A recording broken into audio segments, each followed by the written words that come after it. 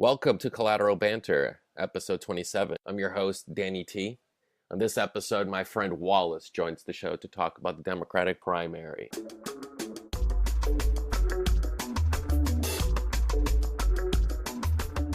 I guess the news is that the Mueller report is due to be released. I mean, if my dream is correct, it will be released today or tomorrow. Ooh, I think tomorrow. Fridays. Could be tomorrow. Yeah. Fridays. That's what they usually drop. Yeah, Fridays. Which means and now Trump is pro releasing the report, which makes you think what? He's confident. He's confident. He is. I'm telling you, it will not be what people have been waiting for. I don't think it's gonna lead to. Who's the people that you say that to? Is it like the left? The Democrats. Okay. Yeah. All right. The Democrats have been banking for years that this is going to be like a deus ex machina and fix the travesty of 2016, but it's not going to happen. There'll be tons of fuel for people to pick out, argue about, and make cases about, but it's not going to be like that silver bullet, that clear cut, fatal blow. Do you think the investigation in the Southern District that has a better chance of being a deeper wound, but I don't know what the timetable is on that. That probably can get. I think that one's just an ongoing investigation. And he can fight it and draw it out, and he's going to be dead soon. He'll be.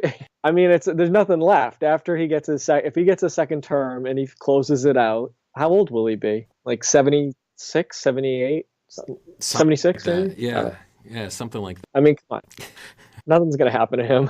Do you think he wins re-election in 2020? Hard to tell. Obviously, this is 2 years out, really, or a year and a half. But what do you think? What's your gut feeling now that you've seen sort of the Democrats come out, and there's more Democrats to come, and they're going to be fighting until the last person is standing somehow with about 8% of support, because we see how with so many supporters, because they're all drawing from each other a little bit, right? Elizabeth Warren and Bernie. Yep. Maybe Biden and Beto. And I know there's some mix. There's ideological, right? Sort of more conservative centrists versus more liberal progressives. But there's a spectrum. And then Kamala's maybe in between those two. I don't know. Remember what happened during the last primary, the Republican primary in 2016, when it was such a crowded field, and Trump had between 25 and 30 usually percent.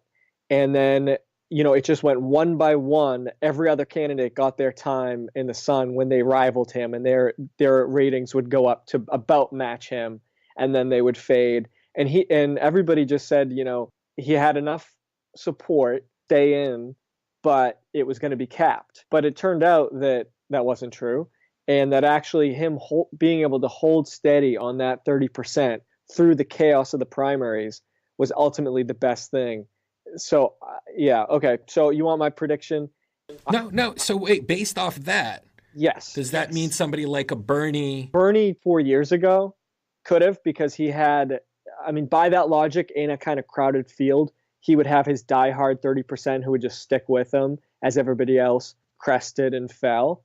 But it's not going to work this time around, because he made too many enemies, and he's old news in a lot of ways. And they're gonna slaughter him. The Democratic establishment, by the end of this, is gonna make Bernie seem like a criminal, or they're gonna tag him. He's gonna be a wounded boar with 100 arrows sticking out of him. They're gonna take him down. We're gonna see him get massacred.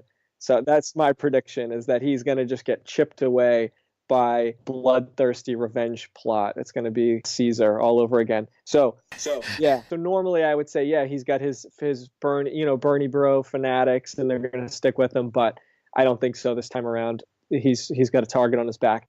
And this is my prediction. I think that Biden can beat Trump, and I think he's the only one who can beat Trump. Really? Yes. I think the top 5 picks for the Democrats are, and I want your opinion on this, the people who have the stamina. It's going to be Biden, O'Rourke, Bernie, Kamala, Pete, and there's one more person I'm forgetting. And there's probably going to be a... Wait, who'd you say? Sorry. Who'd you say after Pete? Was it Kamala? So you got Kamala, Pete, yep. Biden, Bernie, and O'Rourke, obviously. Caballo. And then I was thinking, there's at least one more in that group of elite groups, and everybody else. And of course, I'm just picking everybody who has right now name recognition and money. Yes. This is a battle of name recognition and money. However, the press seems to really like Pete Buttigieg. Yes, they do. There's a lot of love. There's a lot of love. I get it. He's a smart guy. He knows his policy, but is that enough to distinguish you among like the top 2 or 3? Let's remember this. In a large group like this of 16 candidates, money is really important because the funders, they're spreading it around, but they can't spread it to all 16, right? Obviously. They're not going to. They're going to pick sort of a 2, 3, 4 people. And even people who, like us who are donating to money, like Bernie Sanders has a few million people donating, they have to really depend on that. So to me, Beto and Bernie sort of raised 6 million. I think Biden can beat them in that fundraising haul. And I think Kamala just, maybe didn't have the greatest, it's day 2 or day 3. Right. But with the whole conversation about her in college. But outside of that, she's going to be doing well. There's going to be funders for her. And she's the attorney general. She has a great story, criminal justice reform on that issue, despite the fact that she was the attorney general of California. And you can criticize what she did when she was there. That's fine. She's actually going to accept that criticism. She's not going to be afraid to talk about that criticism and say, "Look, I've changed my opinion. I've developed. My ideas have changed, and I'm a different person than I was maybe when I initially started as attorney general." But I think that has some play to being attorney general, the top prosecutor of California. I think some of the activists might not like that, but I think she has enough staying power in a large group. What do you think of that? Of those 6? Like, I didn't throw Elizabeth Warren. I don't think she has a chance. She should have run in 2016. I mean, I like her. Right. I'm a fan of her. Okay, but maybe that's because I want to go into her office hours. Well, I want to study with her. No, but I think America sees her as a professor. She embodies the professorial liberal elite. Just the way I think it's the way she's been portrayed largely in the media, but I think there's also some truth that she's this very intelligent woman, and the electorate of America I don't think likes that very much. It makes me feel of John Kerry, actually, in the sort of a connection. Like, John Kerry was this, again, Massachusetts senator. What do you think of all those names that I mean, Warren's candidacy is over. She's done. No, it's shocking how bad she's doing. Like, she just can't move the needle. Yeah. Meanwhile, Kamala is climbing. I mean, she's the only person really showing movement. Obviously, like, people, Beto jumps in at a certain percent but Kamala came in and is steadily moving up. Rising 8 points. Yeah. And by the way, to knock on Beto, his campaign, so he makes that joke. And here's the thing. He immediately apologized, but then he starts apologizing for quite a few things. So the headlines on him was Beto on an apology tour for like everything that he's ever said or something like that. And somebody's going to have to thread this needle between coming off as authentic and saying what you believe in, but still being respectable to some degree. And if every time you talk, somebody's going to find something they don't like on Twitter, and you're going to have to go out and say sorry, I think that's a problem. Oh, yeah. I mean, there was an interesting poll. They matched up the candidates versus Trump, and Biden beat Trump, Bernie beat Trump, Kamala beat Trump, Beto lost to Trump. What? Yeah. I think he is also like an empty suit. I mean, there's just no way. He has money and he gets a lot of press, but he's such a weird guy. He's so weird, and I just don't think there's a lot of substance there. I mean, What is there is just strange. Every layer you peel back on him, it gets weirder and weirder. Like, he was in that hacking group. Yeah. He's got that run-in with the law. He was a furry in that, on stage, dressed as a stuffed animal, like playing in a band at one point. I mean, can he make that as a positive? I was in a band. I mean, they tried to make fun of him for it. But all right. So here's the difference. I would say, I think Mayor Pete Buttigieg is kind of like, the media's moved on to him because he's got all this eccentric qualities and interesting personal background. but it's all sort of authentic. I mean, he seems like he's being himself, and it fits. With Beto, I don't think Beto knows who he is. He has no idea who he is. He's just a lost boy. He outraised Bernie. I know. And here's the thing.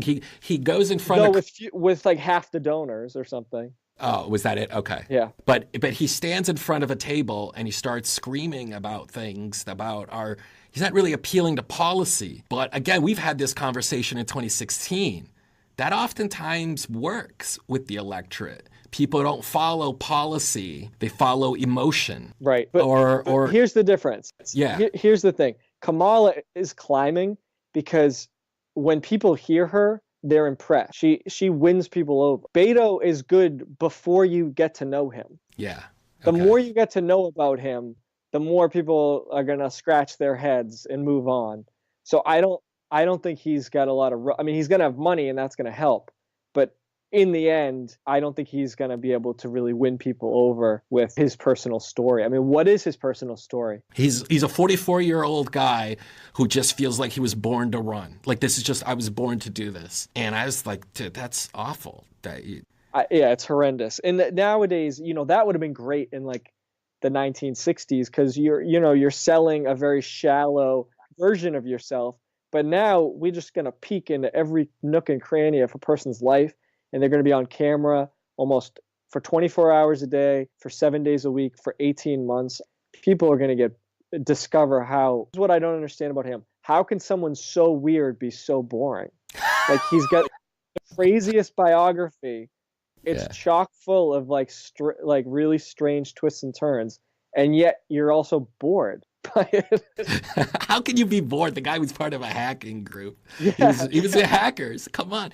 So my theory of that is he's hired political consultant. He wants to say what he thinks people want to hear. It's a little bit of what we said Hillary was always trying to do. But he just, I feel, can't be authentic because maybe he's afraid of the criticism. Maybe he's afraid of what he's going to be. He's afraid of how people will interpret that. And so he wants to manage that. That's my impression of it. He wants to control the narrative of what's. So he'll apologize immediately because that's not what he wants people to think, that he's a bad guy. Yeah, I think there's nothing really there. He just he wants to be liked by everybody. Biden's gaffes, that's really what Biden thinks. And if Biden can figure out a way to say, look, that's just how I felt, he's going to have to pull a little bit of Obama. We'll see how much of Obama's political skills Biden picked up over 8 years to say, can he create a story of, yes, I was saying those things in the 80s and 90s,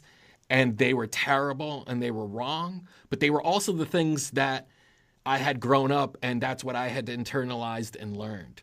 And I know now that I can do better and that America can do better. He's got to pull that story and be authentic. And he has the policy. That's never going to be his issue, I guess, from the establishment perspective. Policy-wise, Biden's great. I don't even know if they'll ask him any policy questions, but can he create this compelling narrative? What do you think? Well, I remember seeing Biden go on, I think it was Colbert's show. I believe it was after the election, but he talked about his son's death, his son Beau's death.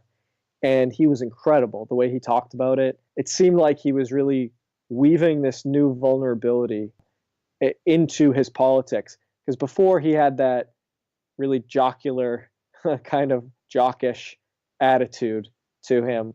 And I think that's how people perceived him.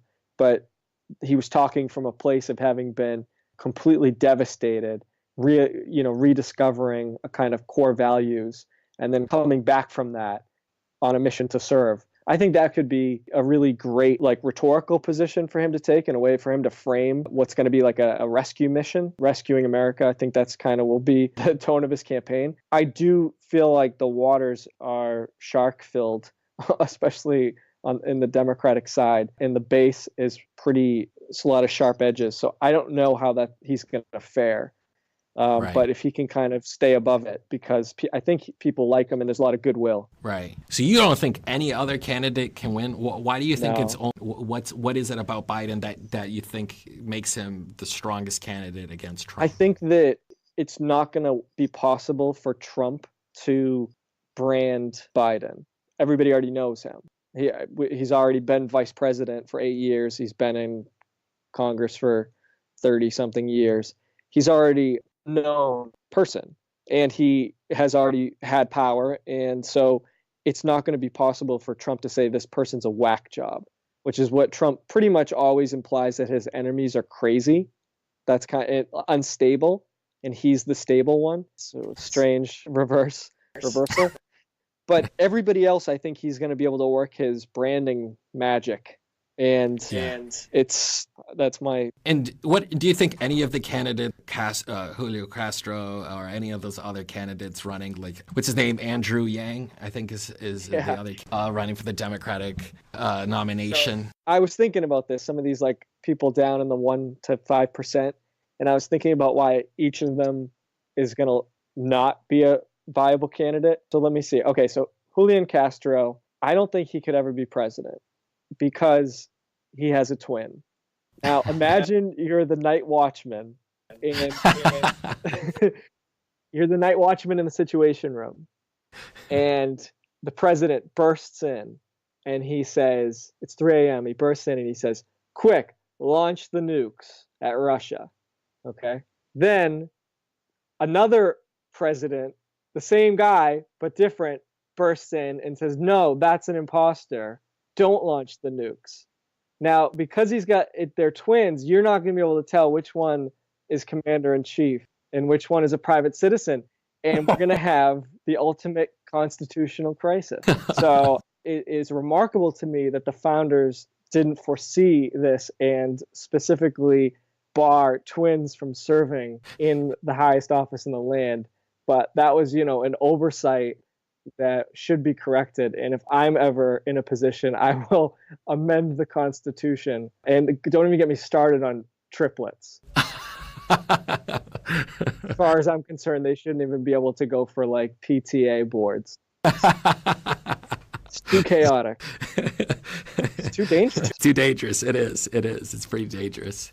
Identical twins. Yeah. Okay. He's Julian and his brother is Joaquin, and they are both, in office down in Texas. And Joaquin is the campaign chair, and he is growing a beard right now.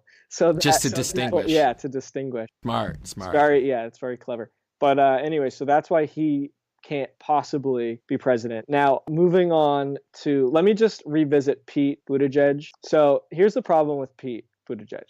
He speaks Norwegian, Spanish, Italian, Maltese, Arabic, Dari, and French. Okay, there's no way America is going to trust someone who speaks that many languages.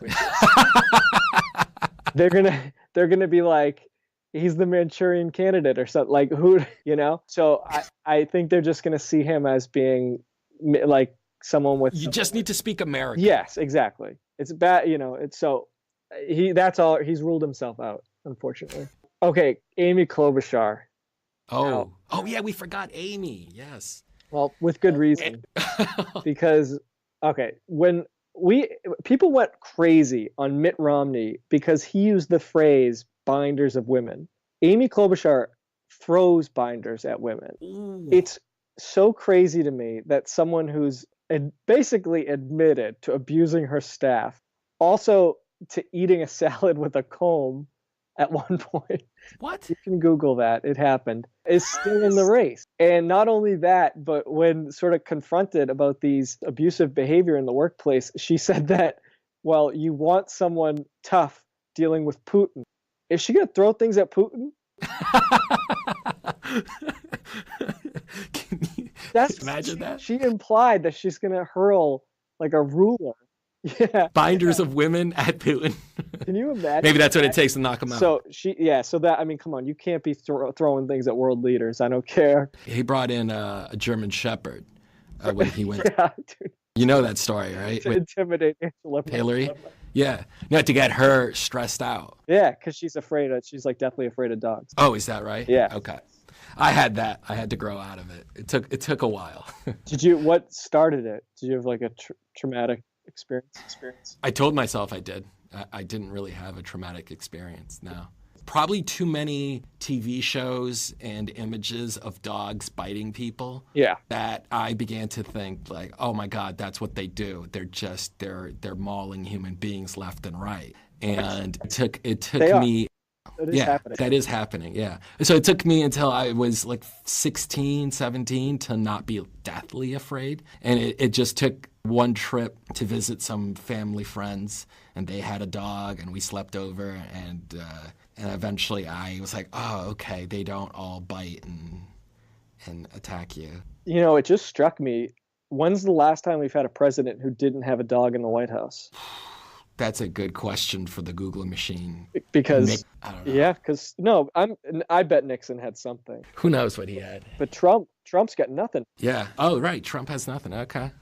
No, he's too busy. Do you think after the presidency, does he leave for Russia and work for an oil company? Oh, no. He's going back to Florida. Okay. He'll be He'll be in Mar-a-Lago. I don't know if you know this, but the former German prime minister, Gerhard Schroeder, from the late 90s to mid-2000s. Yeah. He signs a deal with the Russians 6 months before he leaves, or before he loses a no-confidence vote. And then his job after being prime minister is to work with the Russian oil company. Wow. And he's been there ever since. He is now the chairman of the board, I believe, at Yukos, which is the largest state oil-owned company in Russia, best friends with Vladimir Putin. I've been doing some research on how corrupt Western leaders are when it comes to Libya. What we found uncovering Libya made me just look at politics differently, because so many leaders, Western democratic leaders, are corrupted by oil. It's incredible. And it seems to originate from Libya, that integration of the Libyan economy in 2004 when they released the sanctions. But I'm sorry, I digress. We can go back to Amy Klobuchar. So here's another one for you. Sorry, Amy Klobuchar, her last name, it sounds like someone who throws things at her staff. Klobuchar. Yeah. I would never work for someone with that last name. But how about Kirsten Gillibrand? Oh, she's all tangled up. She took such a hardline stance against sexual harassment and led the charge to get Al Franken punished for his indiscretion. And now she's just engulfed in a scandal with her own staff and not handling an accusation in her own office. It's the hypocrisy there is kind of... Yeah, and I think the way staff are treated says something about how you will run the White House, and people will take that seriously. And to call out Al Franken, but also call out Bill Clinton, or that he should have resigned. Did you see that? Yes. For his relationship with Monica. One of them might have a chance, Will, to stay on maybe until next. No. But no. I'm just pessimistic. All right, so you want to know why Booker's not going to be president?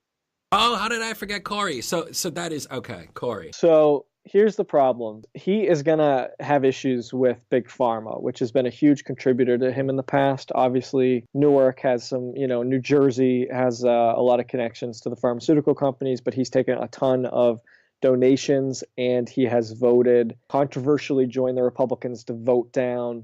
It was not that long ago, just a few years ago. It was like a Sanders-Gillibrand or Klobuchar bill that would allow Americans to get prescription drugs from Canada for cheap. And he voted with Republicans and voted it down. And when asked why, he said it was because he was concerned about safety standards, which makes no sense because the drugs are actually made in America mostly. I mean, I don't know any Canadians who are like dying from their prescription medicines. This is what I love.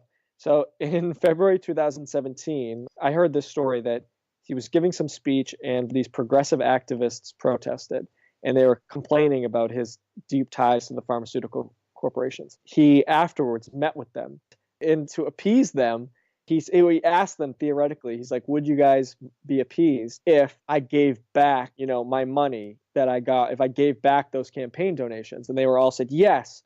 And it was like, oh, all settled. Like, wow, this, I don't understand this anecdote, because if you're a pharmaceutical company, you buy a politician, he votes the way you want, and then later he returns your money. I feel like you really did well in that exchange. You really won. That's the ideal situation. Like, I want to know how many of these progressive activists really work for like Merck or something. Like, this is brilliant. Is that what we're starting here? Yeah. Alex Jones. That's so interesting. So he gave the money back. Well, no. So then he floated that. It sounded as if they were like happy with that kind of conclusion that he was going to do this. And then, as far as I can tell, he didn't. But 6 months later, he just announced he was going to take a pause on accepting money from the pharmaceutical company, which is hardly the same thing. So wait, take a pause? Yeah, I don't know. Hey, between November and December, I'm not taking your money, but it's a slight pause. Giving it up for Lent or something. There you go. Yeah, and here's the problem. Not only is it going to piss off like the progressives, and he like defended Bain Capital during the Romney election, and I think he's got some very pro-Israel stances that I think will rankle some people on the far left. So there's going to be some issues there. But with this big pharma, it's not just about being indebted to like a industry. This is like, I feel like the opioid crisis and the blame for it's going to be a hot topic, and he is not going to have any leg to stand on in those conversations. That's a good one. Yeah, that's a good point. What about some of the lesser known candidates among like the 0.1% of support? Yeah. So what is that guy's name? It's like Hinkle Berry. Like that's not his name.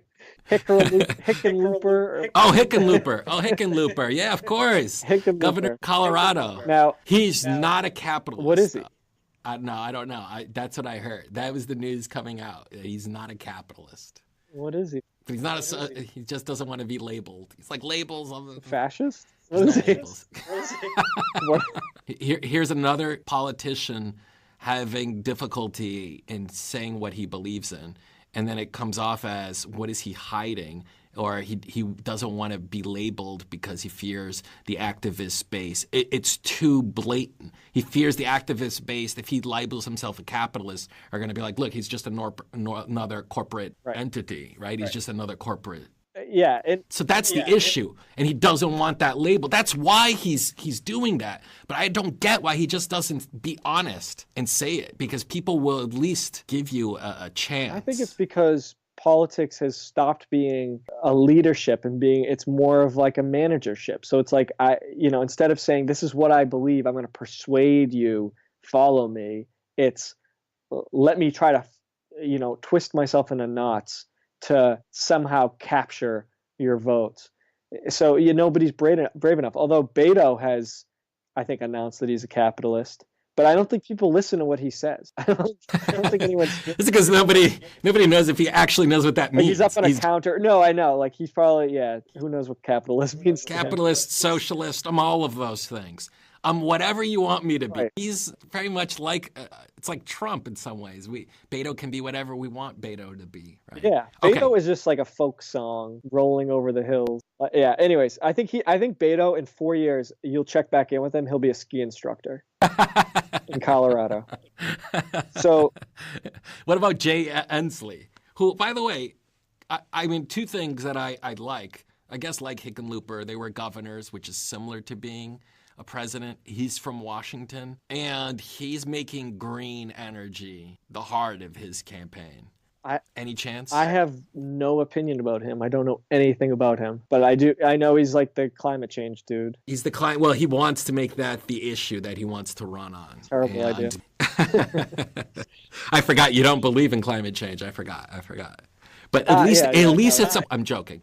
At least it's a platform. Oh, right? no, I mean, hey, he's going to distinguish himself, but what is a primary? That's the thing, is I feel like a lot of people in this contest, it's like, okay, this is a basketball game, and a lot of them are kicking the ball around. They don't get what's happening and what they're in. I don't know that there can be a position-led candidacy. I mean, who was the guy last time who he's like, elect me, I will change the campaign finance laws and then resign like on day one? Oh yeah, the professor from Harvard. Yeah, I'm blanking on his name. I'm gonna remember it when I can't. I know it's terrible. I can't remember. Well, I'm gonna chat while you look it up. So it was kind of a crazy idea, but it was distinctive enough, and it was making an issue, a really important issue, centered.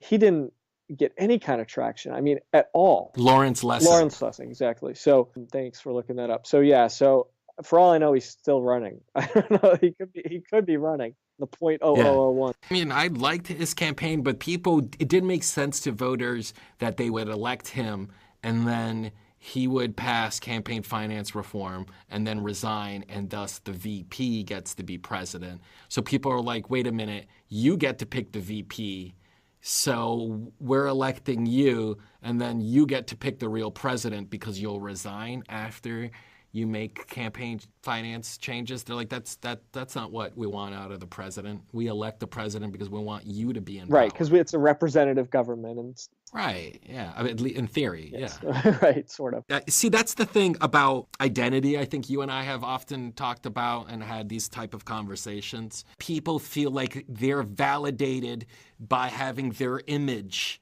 shown on television, in movies, in books. Like, that's what gives them validation. Yeah. Your criticism of that, if I've understood it correctly, is that's the problem. That's what's giving you the validation. It's not you as a person that's the problem, but that too many people in society are being validated by who they see on TV, what they see on movies, who are the characters on movies, what race, what gender, what religion is. They have to see that in order to feel like they belong in the system. My point is always, you are not a two-dimensional picture. So my issue with this, it runs counter to modern marketing, modern systems of selling us goods and marketing, right? We're so inundated by images. And I don't think it's surprising that identity politics exists today because of the technologies that exist today as well, that are reaffirming of our identity, of where we grew up, religion we have, and they're creating sort of a community in cyberspace around that. I don't know. I mean, it isn't just the fact that we're becoming more diverse. I guess America has always become, more diverse with immigration. You're bound to get that, right? But we're getting this sort of intense discussion about identity politics, many people criticizing it, some slightly less critical, but still critical, and some people embracing it and saying that's what politics should be and what it has always been about, even historically. But I think that my criticism of validation, but I want you to you can take it from a broad theoretical perspective of, if people shouldn't get their validations from that, what do you think they should get their validations from? Like, how do people feel like they're represented in the broader society? Does that even matter? I guess maybe that's another question for you, because in many ways, we said this about Obama on the left, right? Obama is the first black president, and young kids will see that and think to themselves, hey, I can be president too. But no one's analyzing what the presidency means. No one's analyzing and criticizing the presidency itself, but... Well, I heard Adam Curtis talking in an interview, and he was saying that our social media operates on these small feedback loops. So, like, for example, if you listen to YouTube, you choose to listen to a group of videos one day, and then based on those choices, the next day it suggests similar choices, which then if you listen to those, it suggests similar ones. And what happens over time is you start to only see videos that are ever more narrowly constrained into whatever kind of video you looked at that first day. And so, in other words, you start to get trapped in this echo of the past and who you were that first day, and it kind of gets smaller and smaller and smaller, and you get more and more defined in this pointillist way. And so it's possible to eventually go on YouTube and you're only ever getting content that you previously felt like it appealed and applied to you, and you're never getting challenged or moved outside your box. What happens is YouTube eventually develops an image of you as the consumer that's really small. And I think that people are extremely complicated and contradictory, paradoxical, three-dimensional. And so I think a lot of times what happens with this consumerist identity politics and these consumerist representations is it can get ever more narrow, and there's a deadening effect over time. What is initially liberating, because everybody wants to see their experience reflected on screen and have the kind of dignity and space and the cultural conversation. That's hugely important and liberating at first. But then over time, as it becomes, like, for example, there'll be a movie that appeals to a demographic in a new way that it just hasn't done before, and it's a smash hit. But then you'll see that even later, as these next movies come out, which naturally they would, they're not only are they sold to that demographic, but they're sold once again as for the first time ever. It's really weird. It's like people constantly sold that experience again and again and again to diminishing returns. And I just think it's part of human nature is its expansiveness, its curiosity. Part of identity is how elastic it is. So anyways, I'm just kind of talking in a general way. This is really interesting because the criticism that I think you're implying is the business model, the way the internet companies have made things free for us is by getting us hooked on YouTube videos. You know, the first video I ever watched on the internet was back when you showed me that video of this kid who could break dance, and he was like a geek, and he, I don't know, was quadruple jointed, and he had like weird arms, and everybody was watching it. It was really excited, but yeah, we were. I do not remember that. Yeah, but the interesting part about that is the way the business model works is they have to know more and more about you so they can create more and more videos that will tailor to your identity. Mm-hmm. That's the way to stay profitable, because advertising on the internet depends on accumulating vast amounts of knowledge about you and keeping you hooked. So you're just constantly watching videos all the time that they know you like. The only way to get around that is to charge people like a monthly fee or something like that. Mm-hmm. So there's a drawback to either plan, but I didn't think of this at first when I remember getting onto Facebook for the first time in 2006 or 7. But I didn't realize that this company that you were joining was worth hundreds of billions of dollars, but it's free. It's so sort of product. And yes. The scary thing is these social media applications can now be used to do some really dangerous things in our world. You'll get people now in rural villages or anywhere here in America, and people believe what's on their phone, right? It's the same thing with the election. They believe the Pope supported Donald Trump, right? Pope endorsed. Was that going around? That wasn't in my little Facebook bubble? Was that going around? That was going around. Oh my God! By some kid in Moldova. Yeah, where's the South American socialist Pope? Yeah, really supporting Trump. The thing that you were saying is it gets narrower and narrower and narrower. It's because ultimately the business model depends on breaking down the identity of Latinas born in America who are between this age and this age. They have a college education, they earn certain degrees. Like, that's how they begin to monetize. They have to know as much data as possible accumulated about you to then advertise to you in order to convince companies that want to advertise through Facebook, I guess, human exploration, human creativity, human spontaneity. It's like Forbes. It's like you can't break out of this bubble. But there is a way to do it, by the way, to create a brand new experience on the internet. You can go through the options nowadays, either through Google, on YouTube, and you can delete your history and delete some of the data and tell them not to send you videos that are curated to. I'm not saying that this is an answer to all of this, but I've done it. Wow. And I've gotten some really weird recommendations. John Birch Society, I wouldn't watch that video, but I got that recommended to me after watching a Chris Hedges video. Chris Hedges on this sort of left wing, it's all over, we're living in a corporate totalitarian state. Mm-hmm. And then the YouTube is like, hey, check out John Birch Society and other conspiracy theories on the far fringe right wing of politics. People who believe in the UN as a totalitarian state, maybe that's the connection. But it was just like the extremes. And I think that that's the issue with the internet is we need not just to hear the opposite sides, we need a stream of things that you wouldn't think I'd be curious about.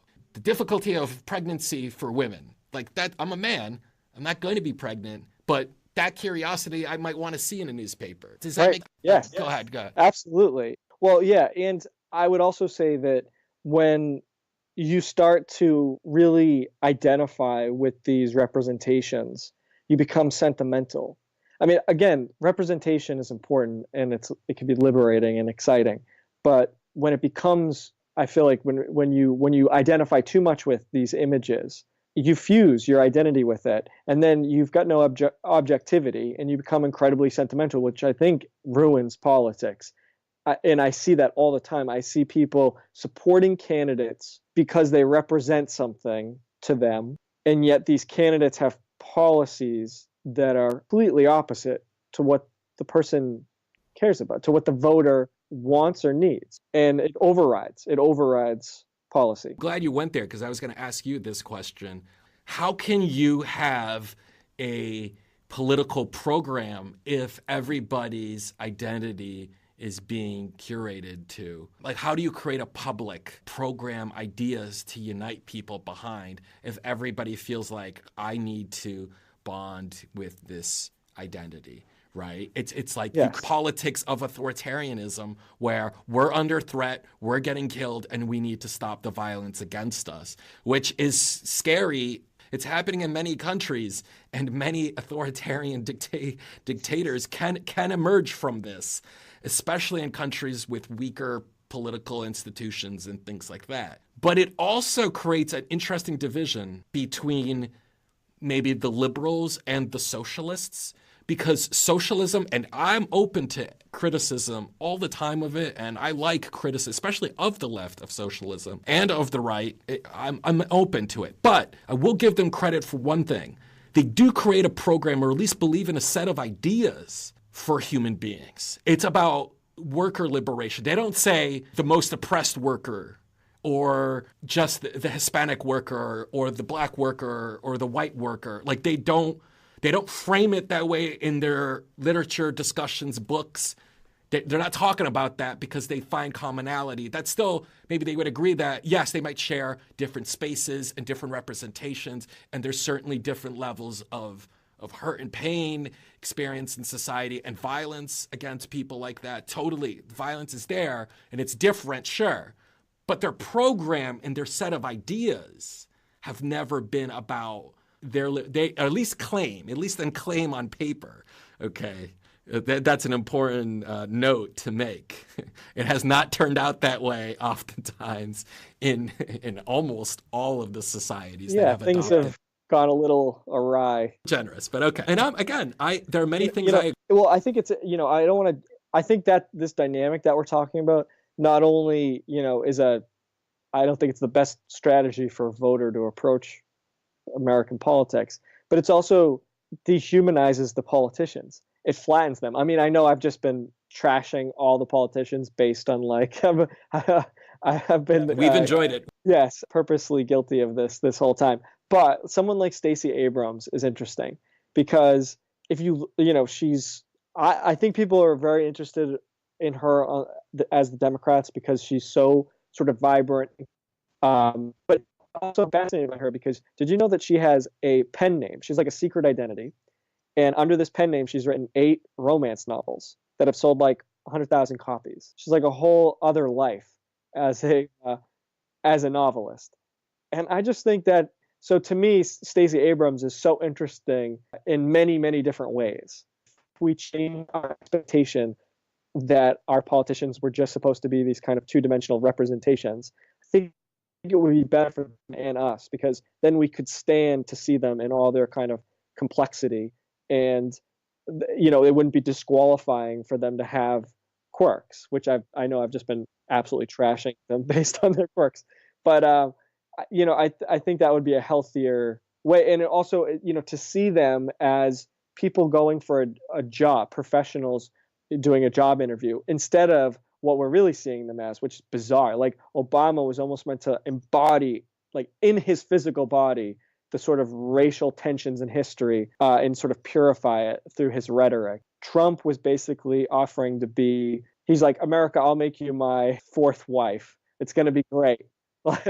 like, all the promises he was making. He's like, you're going to get so sick of being this rich. And, it really felt like he was like flirting.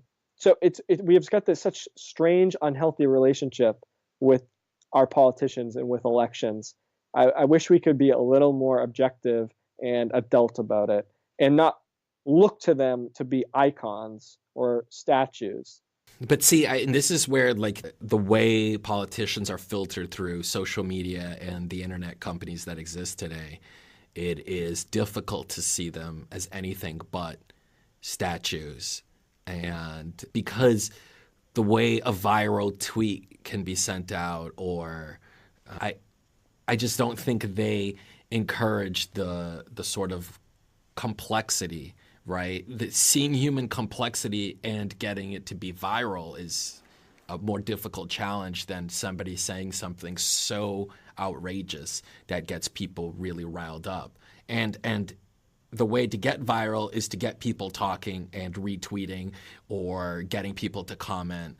And that's the outrage. It's like the outrage machine that exists out there. And by the way, oftentimes doesn't actually reflect the popular opinion of the population at large, which it's does the say loudest, a loud minority. Yeah. It's not at all dismiss loud minorities, because oftentimes the rulers can be from minority groups. Like minority elites oftentimes take over a country and the population sort of follows through. So it's not always the majority opinion gets to rule. And it's why I think oftentimes people like to cite Bernie's opinions on things and how popular they are with Americans. But in a representative democracy that has representatives and is funded campaigns by elite interests, are you surprised that popular opinion isn't automatically implemented? You shouldn't be. Right? It's the way the system is actually designed to function. So I'm kind of, I've been saying I wish things were different, but as they are, that's why my expert analysis leads me to think that Biden would be the one to beat Trump, is because what he's going to embody and sell is a turn back the clock. People, like we were discussing before I think we started recording, I don't know, was that I think the Democrats have been waiting for 2 years for Robert Mueller to emerge from his investigation and undo the 2016 election. That's what people want. I mean, obviously there's a push towards the future and people want, America to change, but I think desperately they want to go reverse this, like in Britain, what people are desperate to go back from Brexit. And I think Biden's going to represent a reset button, and in human form, because he was in that, in power for 8 years before Trump. So I think it's going to be irresistible for people. There's no reset button. It's just, I think we're always on a road, and every 4 years we can either continue on the road or take the exit, and it will take us onto a new path. I mean, I also, Bill Clinton or somebody in the 90s was always talking about building a bridge forward. And I think trying to say, hey, we need to make a correction course from 2016 is a mistake. It's like we're at where we are right now, the good and the bad and the ugly. I want to take us in a different course, bring back some civility, and have conversation about really difficult issues of America and how we can build a future together and things like that. And I agree with you. If it was up, my personal opinion, yes, I agree, and I would want that.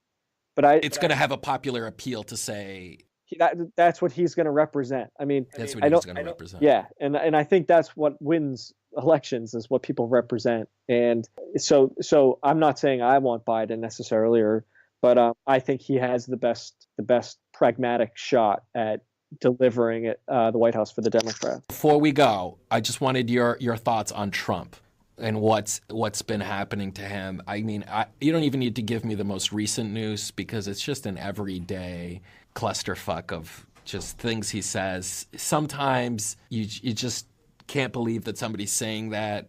But I think he's underrated politically by the left and by the Democrats. I shouldn't even say left, just the Democrats.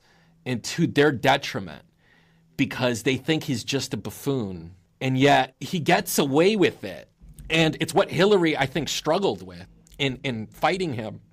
I can't believe it's working, sort of mentality. And I worry for the Democrats that the type of attitudes they often hold is they might fall into that same trap. So how do you analyze Trump politically? How do you make sense of Trump and what he does politically and maybe what he will do in 2020? You can tackle any of that. Trump did something really dangerous and powerful, which is that he took people's cynicism and about American politics and power of the presidency, and he validated that cynicism and he weaponized it.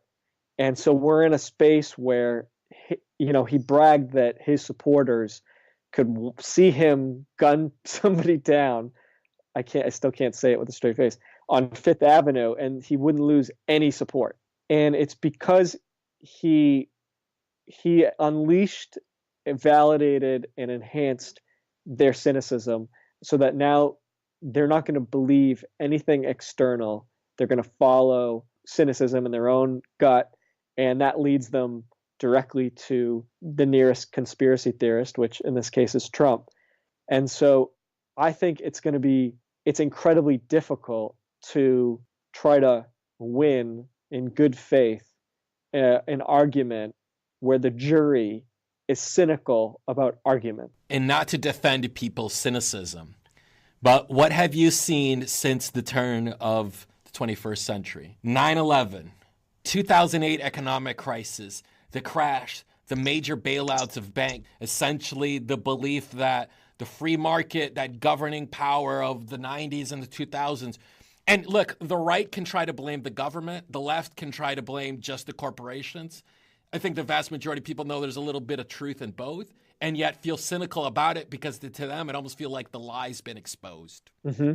And the cynicism. And to say, you can't keep us safe, 2008 economic crash, and let's not forget the third one, 2 wars, which are basically proven at this point are they're permanent wars abroad, to eating up trillion. We're talking 5 trillion to 4 trillion today, and likely to eat up 6-7 trillion. Who knows? The figure could be 10. The total debt is 20 trillion.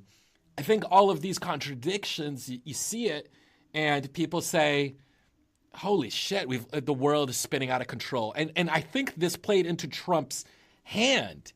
When Trump, in running for election, was promising America he could bring back stability, make America great again, bring back the stable. I can correct these problems. It's the weakness of our previous leaders. And even if people hated the guy, thought his attitude was a dick and he's an asshole, but maybe he has a chance at keeping us safe. Obviously, I know he can't. I know he doesn't have the skills to do that. But just to hear that appeal, I can understand why it's popular or soothing. Yeah, I totally agree. I mean, I think that's how he won. And it's that people on the left still haven't digested what happened. They still think, maybe a piece of antimatter collided with a piece of matter and something, against the laws of physics, just one of these random quantum events happened. They haven't really reckoned with it and seen that there was a logic there. There was an emotional logic. And it's a sick, I think Trump to just attack John McCain. Look, you can have all the political problems you want with John McCain. I've never heard of a politician attack him so directly ever and get away with it. Well, to be fair, John McCain never thanked Trump for that funeral. I don't know if you heard that.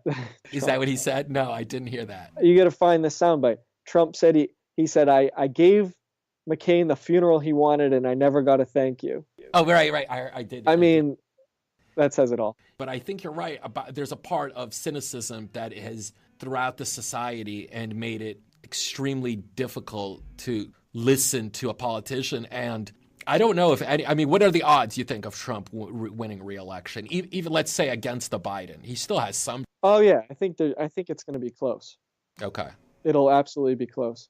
I think in this kind of I'm talking about this permeating cynicism that I think has poisoned the well for political discussion, and I think that because Biden has an established track record, that I think it makes him stronger and more stable. So I don't think Trump is going to be able to exaggerate to people about what a Biden presidency would look like when people can look at those 8 years. And I'm talking about people in the middle, those like crucial 10% that need to be won over on either side.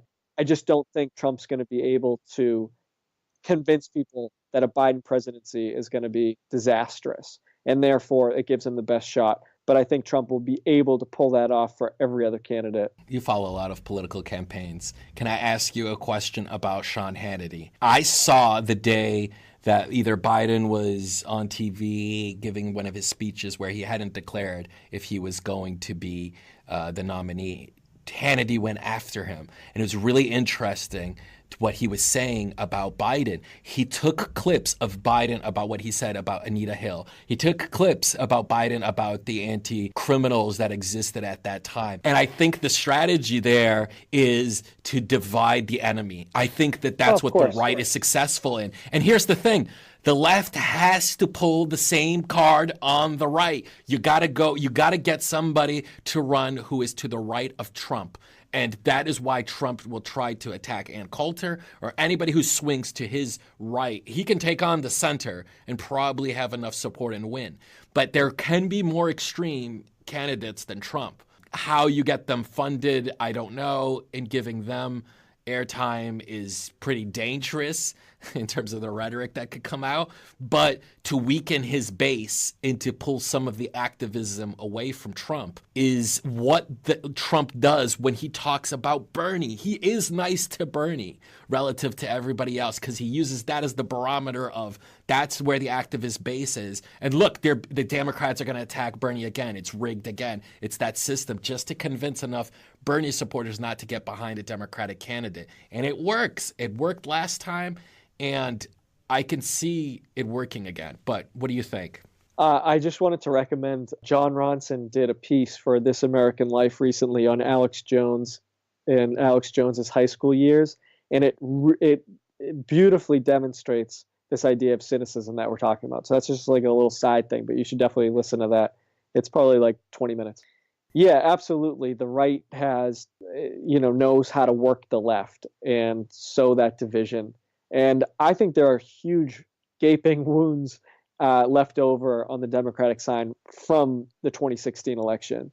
I remember Rosario Dawson, protesting at the convention, feeling like Bernie had been cheated. And now she's dating Cory Booker. So I don't know what that means. But I wouldn't be surprised if it's a really knockdown, drag-out primary. Oh, absolutely, yeah. And Trump is going to try to involve himself as much as possible. Can you even imagine what he's going to be tweeting during these debates?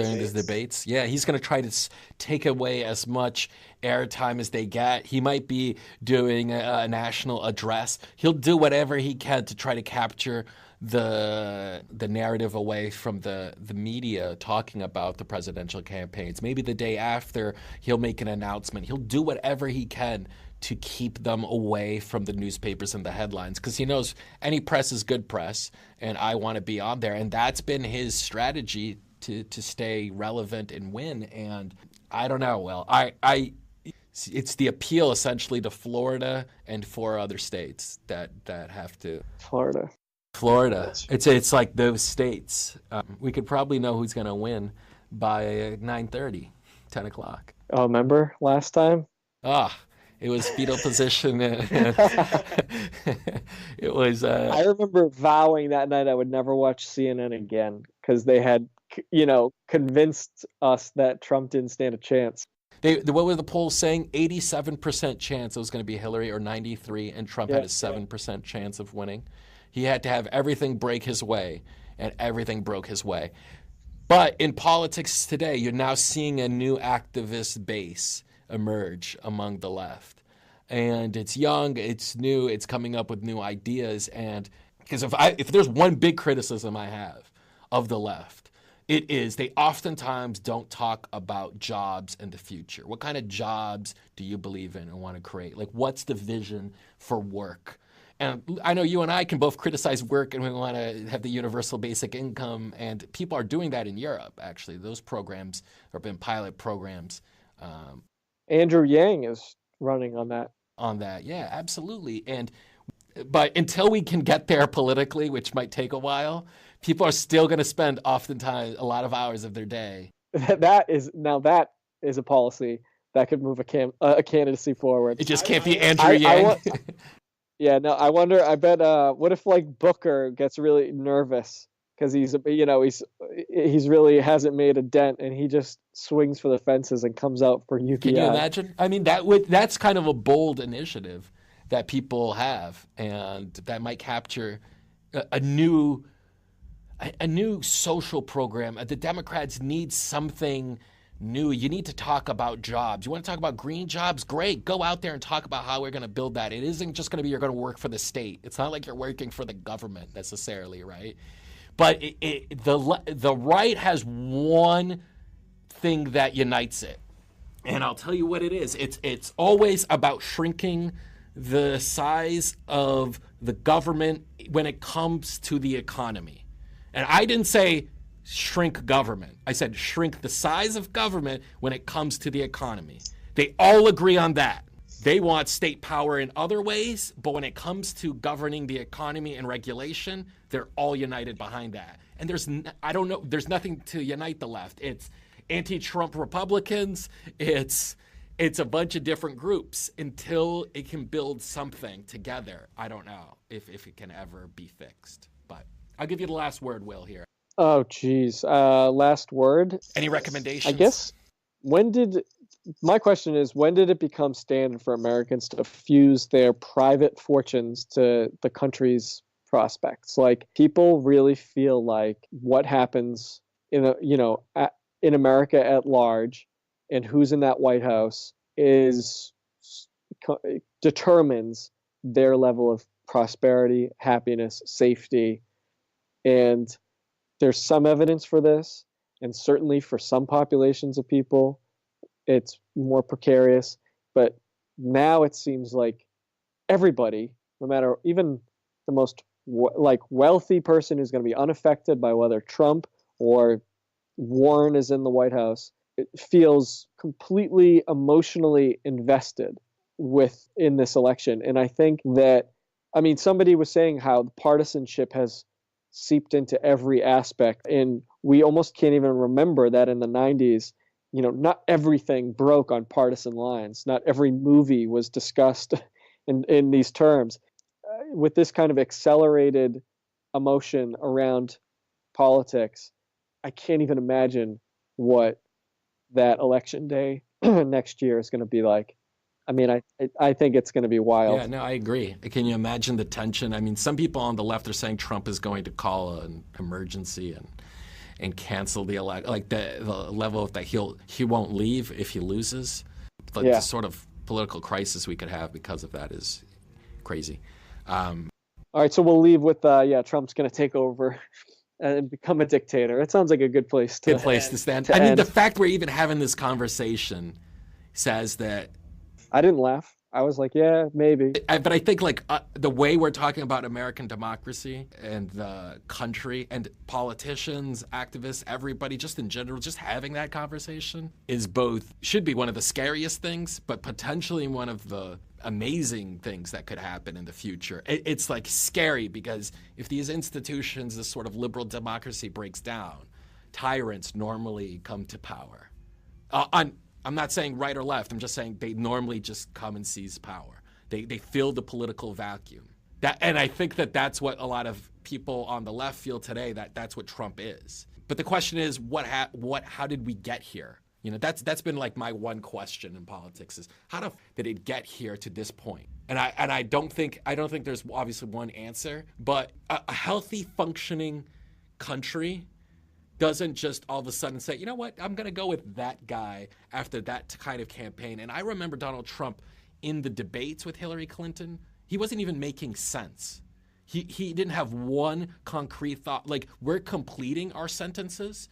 He would start a sentence and then flip in the middle of the sentence to another topic and then go back to the topic that he originally started that sentence on. Nobody could follow it. It's just like in his mind, he was thinking one thing and then another, and then coming back to it, and then another thing. This guy's running for president. And I mean, sure, nuclear bombs haven't gone off or anything like that, on a mass scale, but it's just something happened between either the 90s, there's accumulation of something that has gone awry, something has gone wrong in the body politics, in the society, the economy, the culture, a lot of things.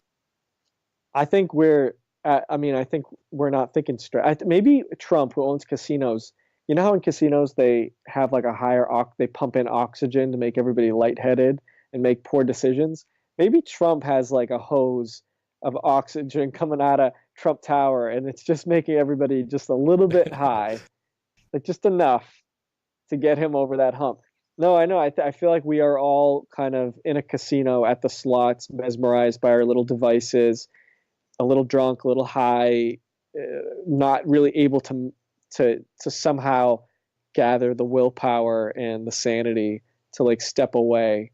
So I don't know. You're right. It'd be interesting to find out, to read an analysis of that. It's above my pay grade. I didn't do it. I didn't vote for him. Look at me. Appreciate you coming on. All right. It was good talking to you, man. Okay. Bye.